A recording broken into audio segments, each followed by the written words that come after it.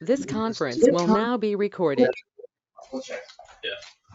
All right, Craig, you're set. Okay. Good evening, everyone. I think we're ready to call the meeting to order for the Village of Ashwaubenon Police and Fire Commission for Tuesday, October 10th. So we'll start out with roll call. Jim Christensen Jr. here. Chris Madsen. Here. Patty Lauer. Here. Sue Bishop. Here. And Craig Kasner here. Okay, so we're all present and accounted for. Let's do the pledge of allegiance, please. I pledge allegiance to the flag of the United States of America and to the republic for which it stands, one nation, under God, indivisible, with liberty and justice for all. Thank you very much. Okay, next order of business, we need action on the agenda. Can I get a motion to approve? I move to approve the agenda. Patty? I'll second it. Thank you, Sue. First and a second. All in favor, signify by saying aye. Aye. And anyone opposed, signify by saying no. All right, no opposition. The agenda is approved as submitted. Thank you. Action on the meeting minutes from September 12th. I guess we'll do the open session meeting minutes first. Can we get a motion to approve the meetings from the 12th of September 2023? I'll move to approve. Thank you, Jim. I'll second. Thank you, Patty, for the second. All in favor signify by saying aye. Aye. Aye. And anyone opposed? Okay. Passes. Also, the approval for the closed meeting minutes on September 12th of 2023. Need a motion to approve. I move we approve. Thank you, Chris. Second. Thank you, Jim. And all in favor signify by saying aye. Aye. And anyone opposed? All right, no opposition. Minutes are approved. Thank you. Next item on the agenda would be consideration, discussion, act on the notice of charges and the hearing procedure regarding the disciplinary decision within the Department of Public Safety. I can jump in if that's Thank okay. you. So Yeah. again, everyone, hello. I'm Patrick, legal village attorney. So I appreciate everybody meeting on this agenda item. I just kind of wanted to go over kind of a brief procedure of what the PFC is going to look for a hearing. As I gave kind of a brief synopsis on the cover sheet as to kind of what happened. As I think everybody here was aware that there was charges filed against Officer Stover. Chief issued a one-day unpaid suspension for obviously an action that happened, and they're outlined. It's more in detail, obviously, in the charges that were filed. So when a discipline action comes from the chief on an officer has a certain amount of time to appeal that for a hearing before PFC. So that's what happens here. So when the report was filed by the chief, it was issued to Officer Stover. Officer Stover appealed that for a hearing. And the chief filed the charges. So the PFC has to, by law, hold this hearing within 10 to 30 days of when the charges were filed. So the earliest we could schedule this hearing is October 16th, and obviously 30 days from now. So November, by November 5th is when the 30 days are up. So, and we don't necessarily need to schedule or discuss now unless you want to, but it's just more of a, by law, the PFC has to hold this hearing, again, by earliest October 16th, and that, I'm just saying that because that's a Monday. It could be October 15th, that's Sunday. So October 16th, otherwise up until November 5th, we have to hold the hearing. As far as the procedure for the hearing, it's kind of a formal rules of evidence, quasi-judicial hearing.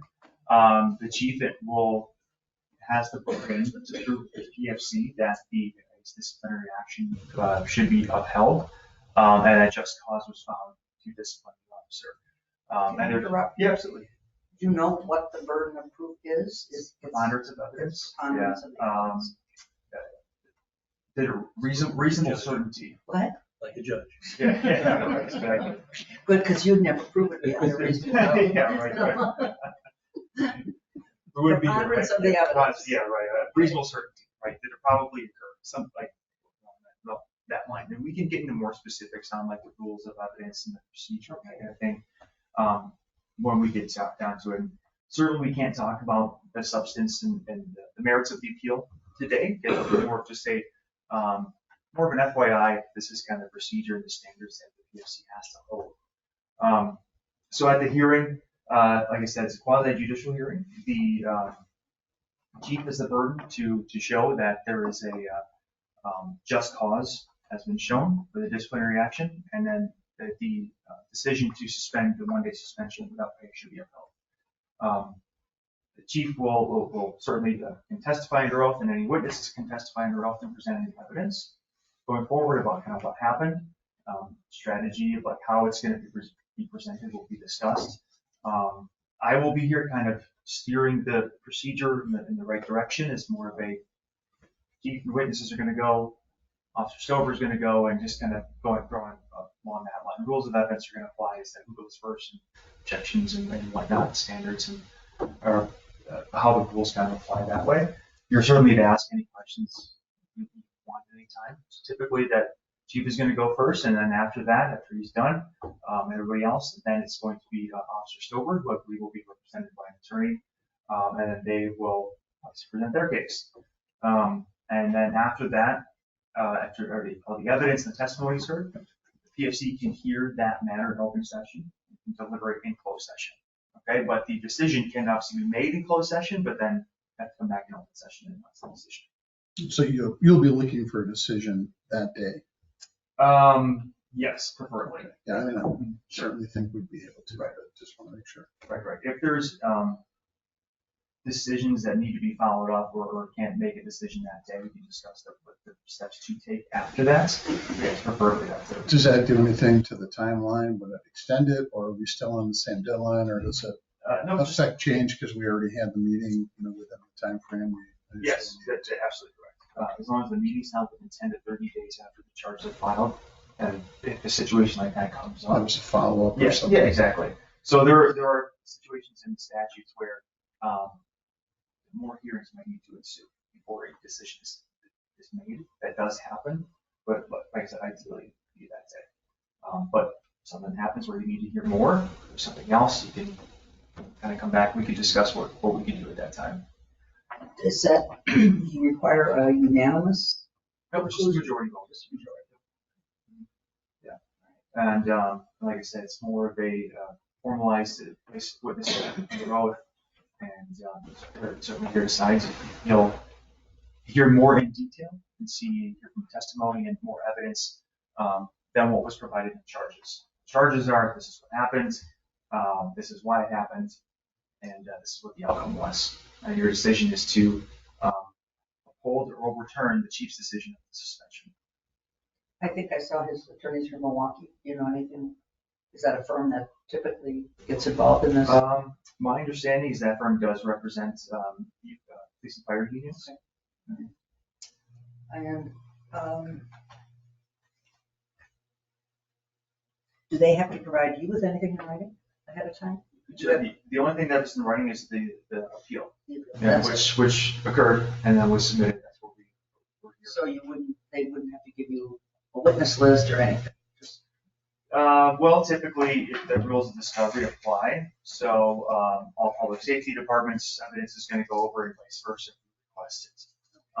But because the action took place within the public safety department, I would imagine that all that evidence is probably needed. I'm not sure if there's going to be a witness list or anything like that. But certainly no surprises. So if there's a rules of discovery and evidence apply, then yeah, the witnesses could be provided. Will the commission have access to any materials before the state? Other than the charges, no. Okay, so that would be the limit of what we see. Yeah, just the basis for that is to prevent like any kind of unbiased procedure, any kind of preconceived notion before. It's not saying that there would be any in this room, but it's just by law not to provide anything without some kind of foundation or evidentiary testimony presenting that. So the chief represents himself, basically. Yeah, sure. Himself, the public safety department. I mean, he doesn't have an attorney So represent. I'm still kind of debating what I want to do in this situation. By law, I can represent the department and PFC. I can do both. I know in the past we've yes. had for certain events, we have had counsel for the commission. Mhm. The ones I can think of were notably different. Yes. So And that's where I'm still going back and forth, and I'll probably talk to the chief on that, where we want to go. What would probably more formal is for me to represent the public safety department. By law, I can represent both and act as more of just a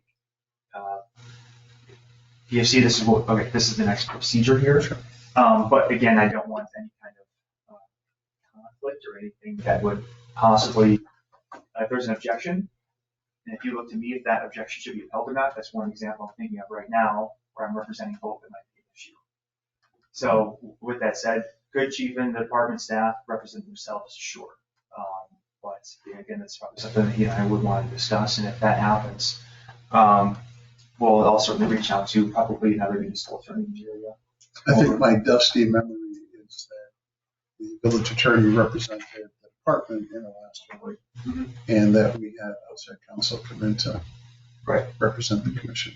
That's on a kind of case by case basis, depending how involved the attorney is within the initial process. I haven't been necessarily involved on this up until now, and the procedure going forward of how we get here and going forward. But that being said, it would certainly probably most beneficial to bring somebody else outside to do it, which we can find somebody, won't be a problem. But it's more of a just kind of overseeing the quasi-judicial process. I have two other questions. Sure. Estimated timeline for, I know it's kind of hard to estimate, but how long would you think it would take? In terms of time for the hearing, hearing? I would say so. There aren't too many witnesses. That's a pretty straightforward Right. issue. Yeah, just trying to get an idea for. Our Sue, I'm Joel, I'm the village manager. But yeah, maybe 90 minutes tops. Could you factor in probably 60 minutes of testimony, and then maybe 30 minutes of Deliberations, yeah. Okay. Right, including that. And second question, I mean, the possibility exists that this is kind of potentially could be settled outside going to the commission? Yes. Okay. Yeah, that happens. Or just resolved or whatever. Yes, right. If there's some kind of resolution outside the commission, we'll let you know. We'll obviously call it off. Appeal could be withdrawn. Something can happen internally with the department, Officer Stover. If that were the case, then we'll have to let you know. The questions during the time period, let's say the chief's testified, I have a question, but I feel it might be also answered by Officer Stover. Do I ask it and he hear it? I mean, or do I wait till I see if it's answered by him? Can I go back to the chief after after testimony's all done? Yeah, if you have a Can we question, open up questions to the, Sure. to the people? Yeah, if you have a question for that particular witness, after the testimony is over, that witness, it's probably advisable to ask of that witness. Something came up and then you had additional questions afterwards, you can ask it to determine how best to answer it. But yeah, that's fine. One thing I'll mention, Patrick mentioned it before, as it relates to creating bias and things like that leading into it. That's why one of the prominent reasons why you won't receive information in advance of the hearing, so that you can come with a clean slate, if you will, hear the evidence at the hearing, have it be presented to you, and then use that objective frame of mind. With that, many of you know members of the department, know people on the department, engage with people on the department. You will want to refrain from any communication specifically related to this matter that could create bias as well. Create that ex parte communication that could compromise your ability to adjudicate the issue at hand. So just be mindful of that. People may want to approach you and say, hey, this situation is such and such. You should withdraw from that type of conversation immediately to avoid that situation.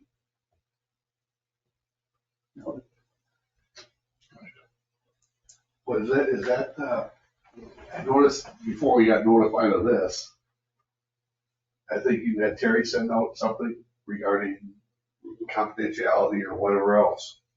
was there a specific incident going on here with us that precipitated that? No, it just so happens to be coincidental that there's a multitude of circumstances happening in the village, this being one of them. And it's not that the Police and Fire Commission has done anything wrong, but, or any of the boards or commissions that we have, but that notice was sent to every board and commission member as a reminder, because we have a potential litigation from the Wisconsin Realtors Association. We have potential litigation on development project. We have this particular situation. There's a multitude of things that are happening in the community that require an appropriate kind of objectivity that we wanted to make sure we got out to everybody on the committee, our commissions and boards. So don't feel like we were picking on you. Oh, yeah. We were picking on the village What board. happened that we really? Nice going. Yeah. What do they do? Yeah. Yeah, as Joel said, I think 90 minutes or less is probably good, depending on, I can't imagine. That's true, right? Could go on, of course, but I think that's probably appropriate for deliberations and everything. Again, closed session preparations you choose, and then open session for the decision preferably. And that's kind of it after that. And then I'll talk to possibly whoever might come in outside to have findings and facts and a notice to the two officers over how the decision and their attorney. Well, Patrick, I mean, since we've got everyone here, do we want to try to zero in on a date and time so you can at least take that back to Officer Stover and kind of narrow this down to just two parties? Trying to set a date. So you had said you needed to take action by or meet by 11:05. I'm sorry, that's the latest, yes. Yeah, that was the late, which is a Sunday. So I'm sorry, so October 16th to November 3rd. I will be unavailable the 2nd and 3rd. Kind of busy that day, huh? I mean, do we want to just try to target the week of the 23rd of October? I mean, just keeping with the theme of Tuesdays, do we want to look at, I'm just throwing it out there. Sure. The 24th at 5 We have o'clock. a board meeting on correct. That would be the only thing I would advise. And then the joint Joel is on November 14th. The joint village board finance and personnel is on November 14th. But I think we would. Yeah, right. That's outside of anyways, yeah. Well, I mean, there's a lot of departmental people in here, or village people, so does any time the week of the 23rd work? I know the 24th doesn't, but the 23rd, 25th, 26th? I cannot make the 25th. Okay, so that still leaves the 23rd and 26th. I am scheduled to fill in on the bench in Appleton on the 26th. Okay. So then I guess we're down to a Monday, the 23rd. I'm still trying to keep a little time in there, thinking that maybe, everyone just gets together and talks, and there's The afternoon a little better for that one for me. But what's that? the afternoon on the 23rd will work for me. I've got to play midnight 30 to 11 or so, but Same here. I mean, the I can do afternoon, the the 23rd is good. 23rd works for me, Jim. Here. sure. You have to work that day too? No. Okay. So do we want to just do 5 to 6:30? Yeah, I mean, does it, I don't know if you know his work schedule yet, That's a shift that day. He's on A. That'll work. so he'd be working. Yeah. So sounds like we could say Monday, October 23rd, 5 to 6:30 as a target. Sure. I'll reach out to attorney to see if it'll work. Strong. You want to pick a backup date in case it doesn't work? Sure, it's a good idea. Not that attorneys are, but. That's okay. Trust me. So what about Monday, the 30th?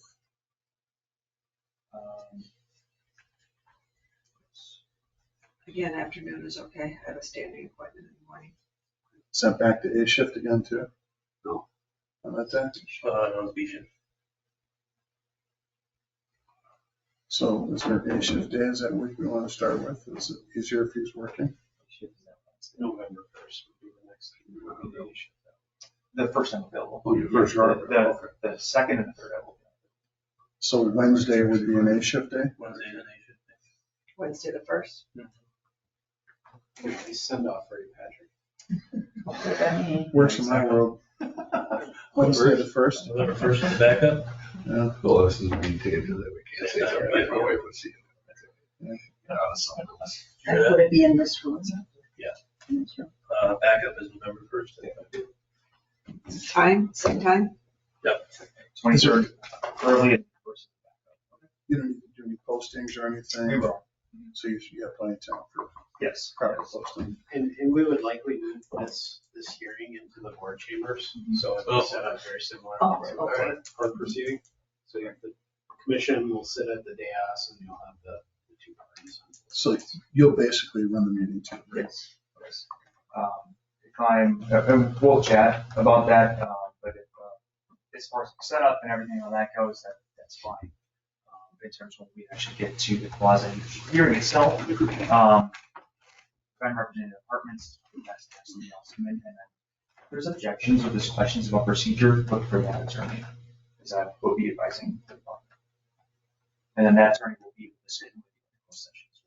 To that point, if we do have counsel, do we want to meet like 15 minutes early, just so, attorney might say, offer anything, or just So, show up at 5 o'clock and here's your attorney. I guess you want to be early, you can, but the meeting has to be called. Oh, yeah. Yeah, it'd be kind of a walk. Okay. So to speak, and discuss something outside of it with, All right. on the agenda. We'll meet him at 5, or her. Okay, Craig, give me the 2 dates again now. October 23rd, Jim, at 5 to 6:30. That's the number 1 date. And the number 2 date is November 1st from 5 to 6:30. And the first one's a Monday and the second one is a Wednesday. Okay, thanks. You bet. Okay, Mr. Chris. Do you need any action out of this, Patrick? or anything? Information only. Okay. Does anybody else have any questions? Discuss. All right. Then I think we would move on to item number 7 on the agenda, and that would be items to Separate, anything else going on in the department that you can talk about? Like, are we missing a commander or something? We have a commander who was on FMLA.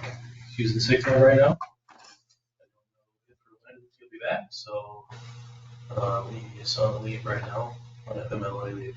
We have an interim commander, Tom Baxter, that's filming.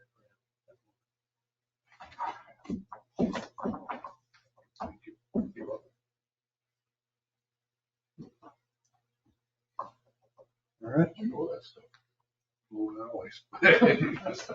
We just promoted an SRO, so Everts is hiring in January, and Chris Sands will be taking over for him. So, Yeah, we'll do this. guess it's not a promotion, it's a assignment. Yeah, it was good. David, very good. All right. Any items that we'd like to see for the next meeting agenda? I know we have anything to offer. Probably gonna be a little busy on the next one. I'm just following. Okay, with that, I think unless there's any other business, I think we need a motion to adjourn. I'll move to adjourn. Sue, motion a second. A second. Okay. We have a first and a second, so we just need a vote. All in favor of adjourning the meeting, please signify by saying aye. Aye. All right, and opposed? No opposition.